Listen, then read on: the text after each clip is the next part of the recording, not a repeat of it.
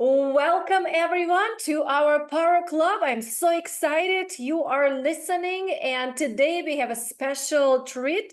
Our guest speaker, PI coach, and my dear friend Bob Ferguson, teaching us how to catch your saboteur brain and flip it to a powerful sage brain. So let me give you some pre-framework, what we will be working on.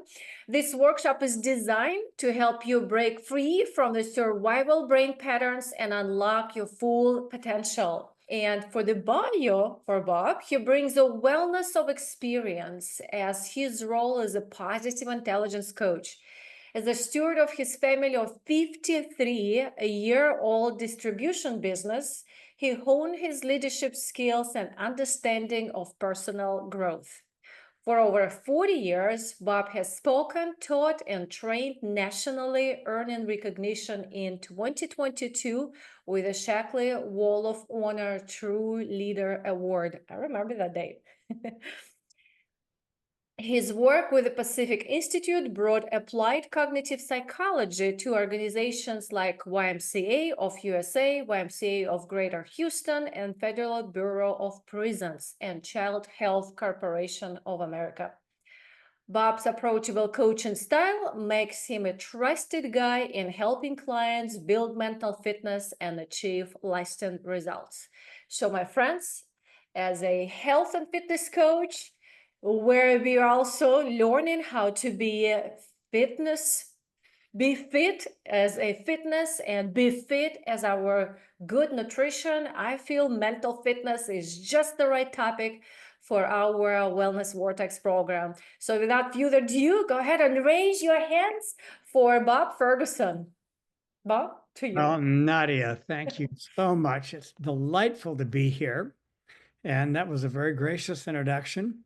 So what I think we'll do is let me share the screen and we'll just go through some slides, give a little bit of introduction and understanding. Then for those who are present here, we'll take a break and they'll actually do an assessment and we'll talk about that assessment and then we'll wrap up. Does that sound good?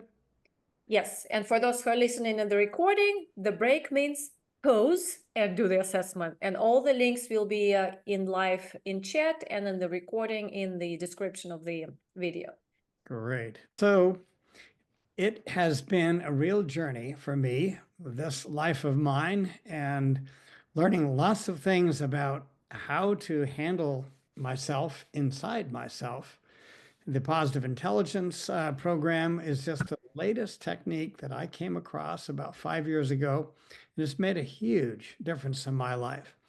So let's define what the problem actually is that we have in the US and, in fact, in many places in the world, but particularly the US. The issue is that we are wealthy, but we're not particularly happy.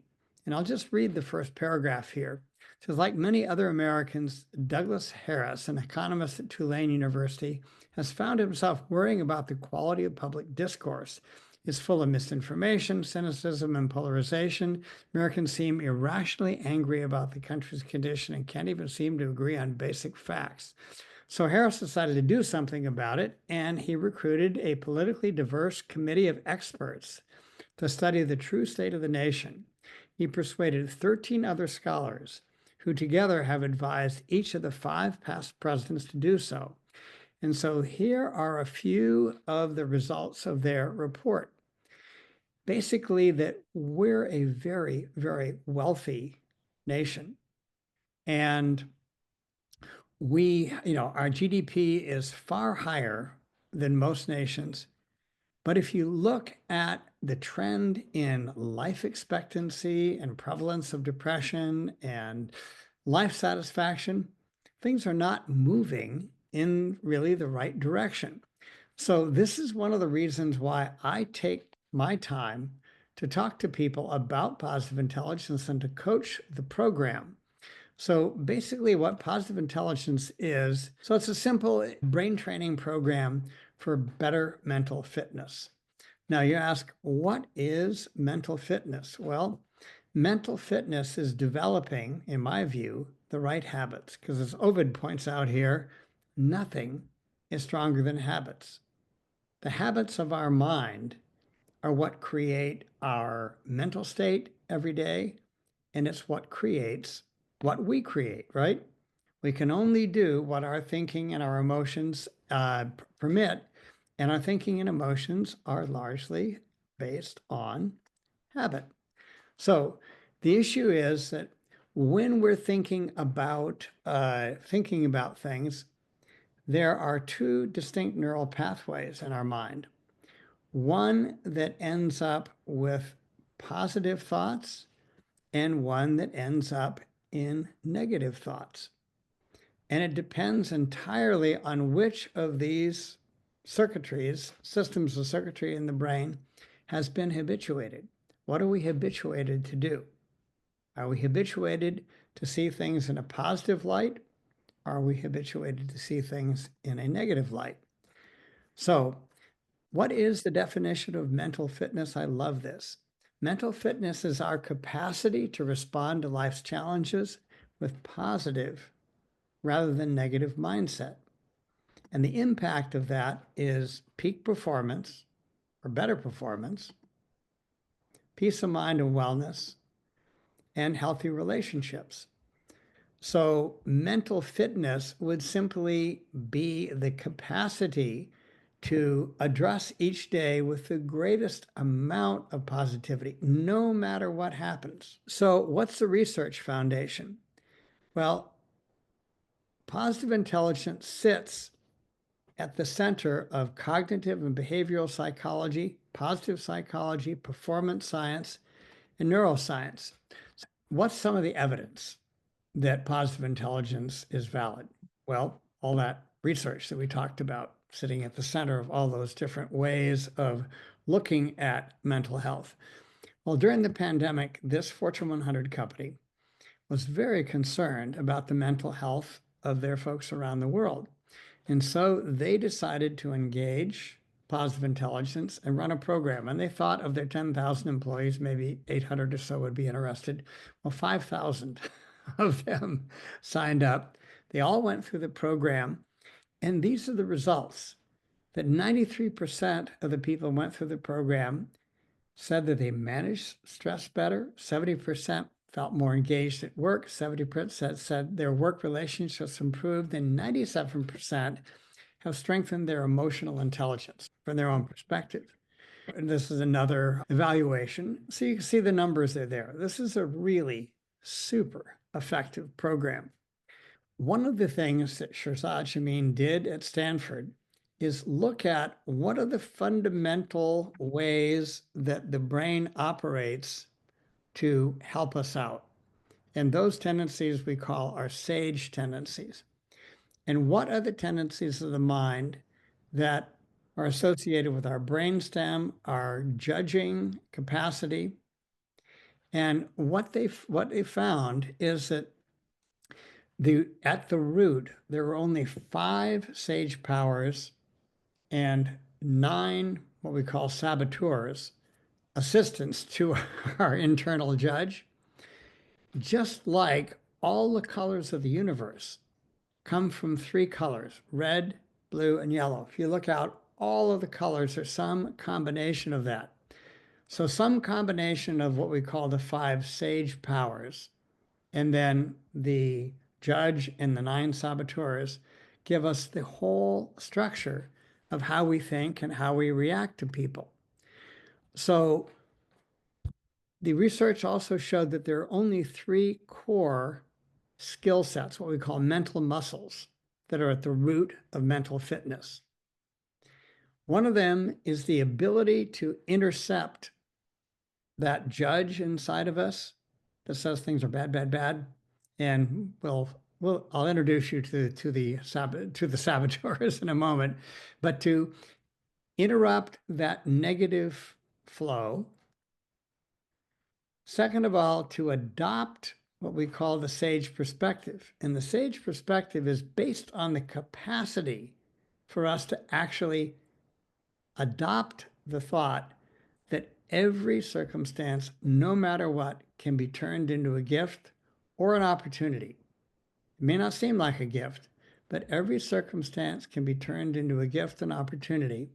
And the third one is developing self-command. And this is really what the program, 80% of the impact of the program, are little simple brain exercises that allow us to stimulate the part of our brain where all the good stuff is and quiet the part of the brain that creates all the problematic stuff. So let me introduce you. So we have a cortex and a empathy circuitry and all that. Then we have a brain stem and all of the structures of the more primitive brain associated with the brain stem. And the brain stem is responsible for keeping us safe. It's responsible for understanding what's dangerous in the environment. Most of our evolutionary history was on the savannah. We had to be very vigilant, very tuned in to our environment, and very tuned into danger in order to survive.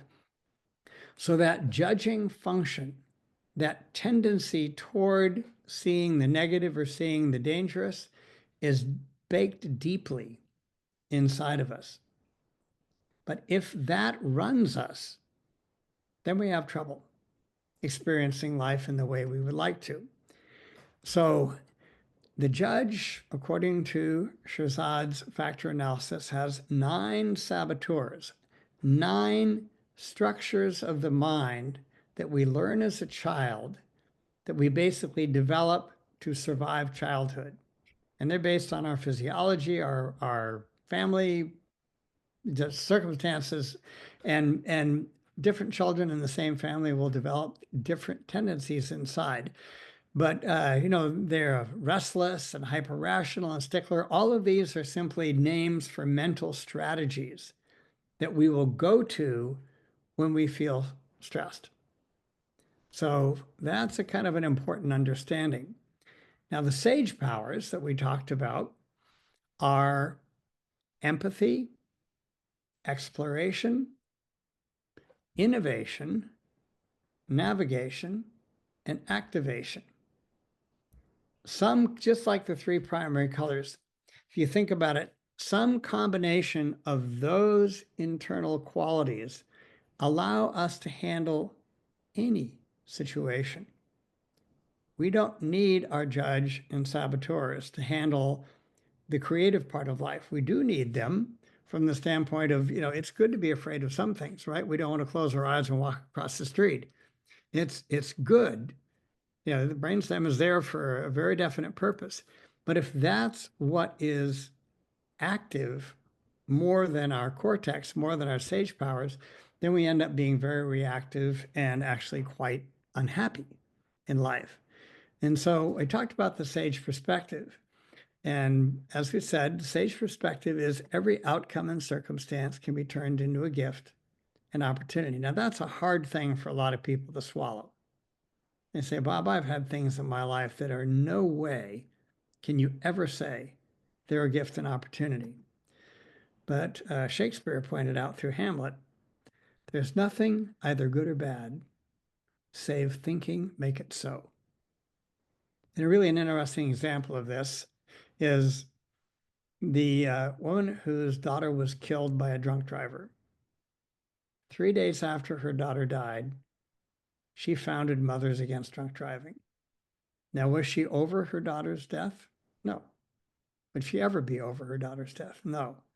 But she used that highly, highly adverse circumstance to actually create an inspiration that has saved hundreds of thousands, maybe millions of lives. So this is what we're talking about. And we can all actually remember times in our life where something happened that at the time we thought was just absolutely purely bad, just bad, bad, bad. And then later on, we discover that there was a gift in that, that bad thing actually gave rise to something that would not have been able to be there had that bad thing, quote unquote, bad thing not happened. So it doesn't mean that we don't experience tragedy in our life, but it means that as things happen to us, we have the perspective the fundamental perspective that every outcome and circumstance can be turned into a gift and opportunity. And the idea that every outcome and circumstance can be turned into a gift and opportunity is an intellectual idea. And the words glass of water is not the same as a glass of water, right? So a mental understanding about something is one aspect of it. Our ability to actually adopt this perspective has more to do with the fundamental strength of our mind. And this is where the practice part of positive intelligence, this is based on a daily practice of doing simple little brain training exercises that tone down the activity of the brainstem and amplify the activity of the cortex. It is virtually, I would say that it is impossible to adopt this perspective if you are caught, in the raging impact of your brainstem. It's just not, it's not going to happen. So this is really important. Intellectual understanding is important, but the actual practice is equally, if not perhaps more important. What we've been talking about so far is insight, right? Insight into this principle or that principle, but actually building the mental muscle, if you will, the practice part of this is 80% of the impact, just like working out, right? I can look at a lot of videos or listen to Nadia's beautiful instructions and everything, but unless I get on a mat, or get in the gym or do the work, then it's going to remain a concept. This is the point where, if you'd like, you can grab that link, and it'll take about 5 minutes, and we can be patient while you do it. Just grab that link, and there's 2 assessments there. Just do the first one, the saboteur assessment, and just take your time.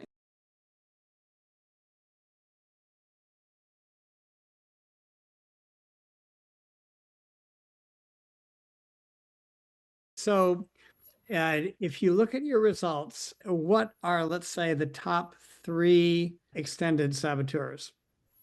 What are your favorite ones? Just for fun, what are the top 3? The top 3 Yeah. is hypervigilant 8.8, avoider 8.8, and stickler 8.1. Okay.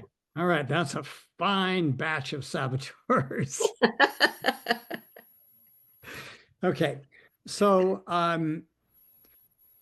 those are 3 of your top 3 strategies where your mind goes spontaneously when you're under stress.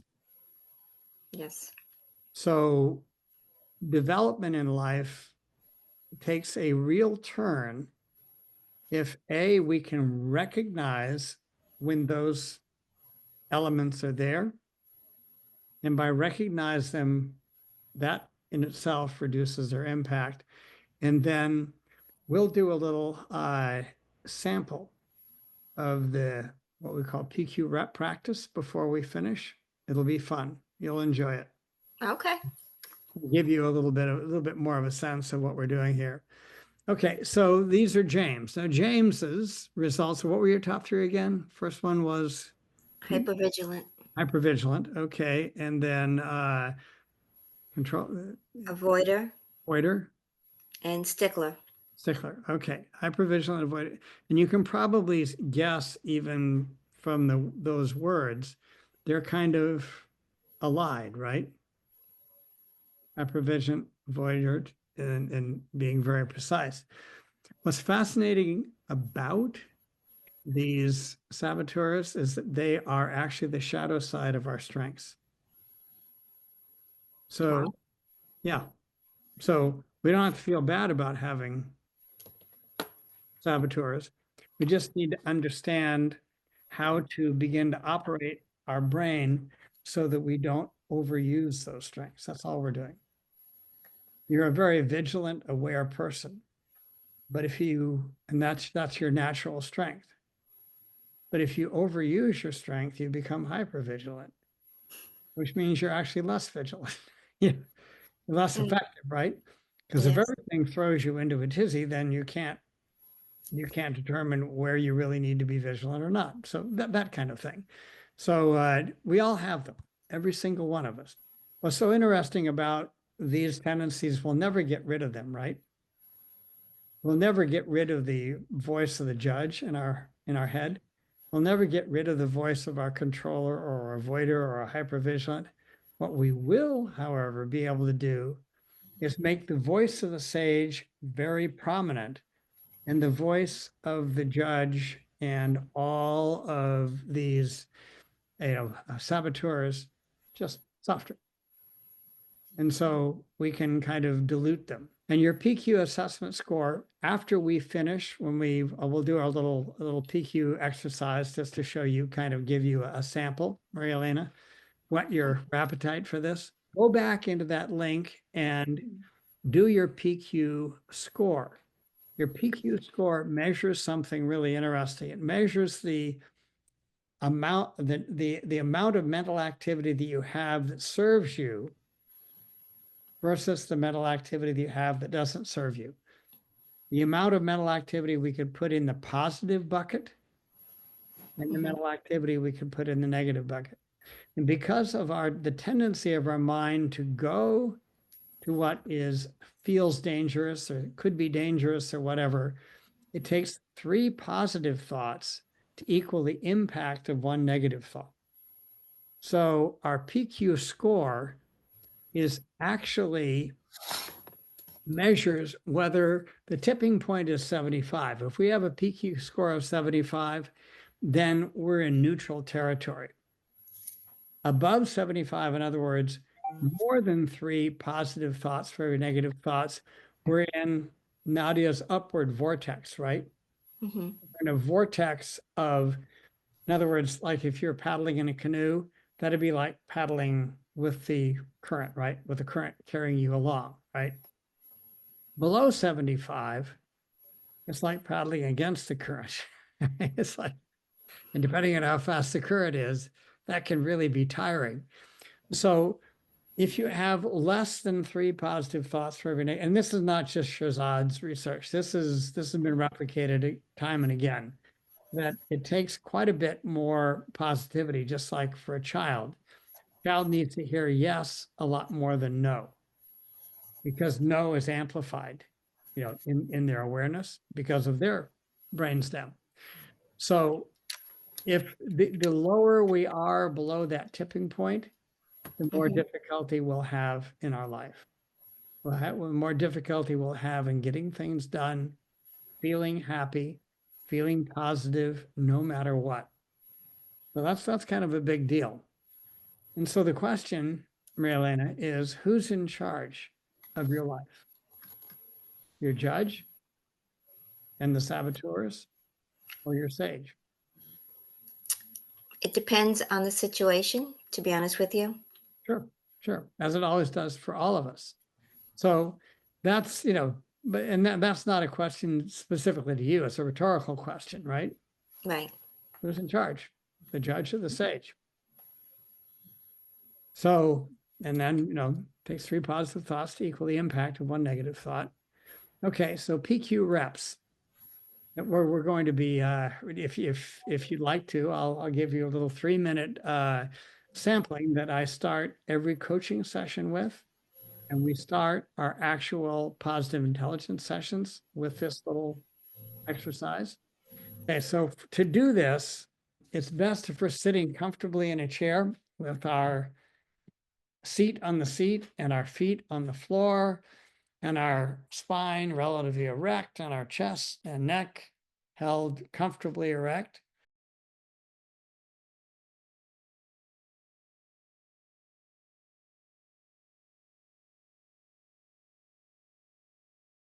I'm going to invite you to close your eyes because most people find that this enhances the experience.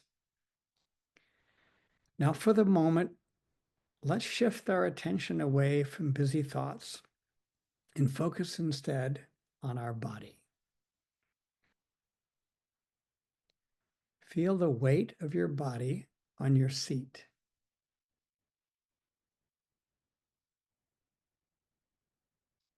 feel the weight of your feet on the floor.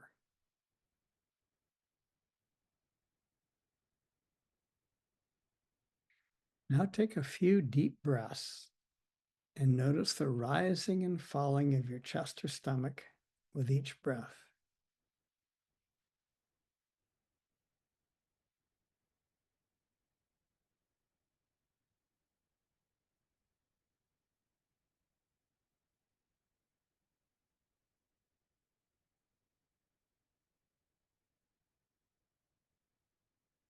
Relax back into the natural rhythm of your breath.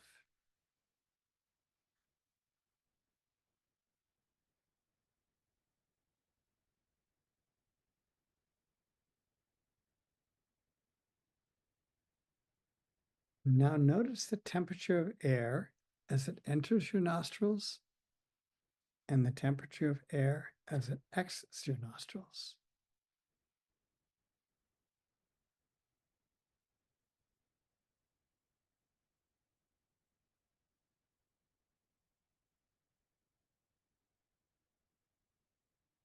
Let go of thoughts as they come and just keep refocusing on your physical sensations.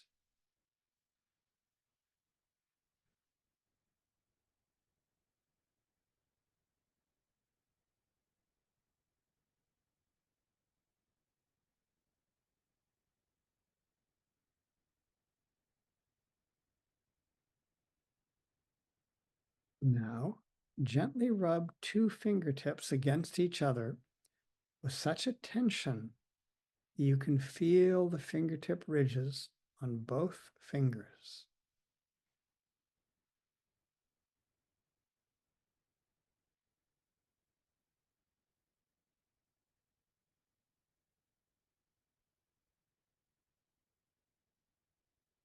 Now gently rub all the fingertips of one hand against the fingertips and palm of the other and feel all those sensations of touch.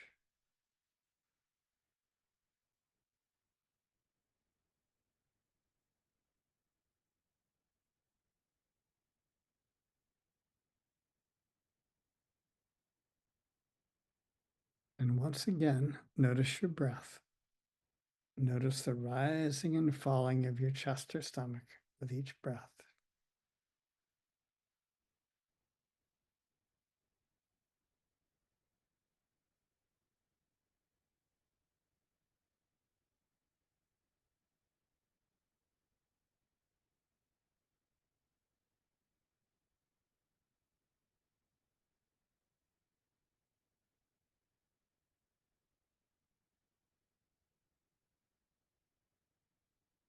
When you're comfortable, you can slowly open your eyes.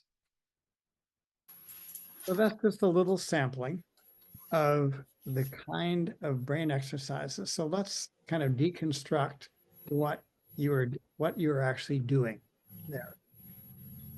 It turns out that if you put your awareness inside your body in any way, whether you're rubbing your fingers together or noticing the rising and falling of your chest or stomach or your feet on the floor or whatever, that attention inside your body, the funny thing is that it can't be done with your brainstem.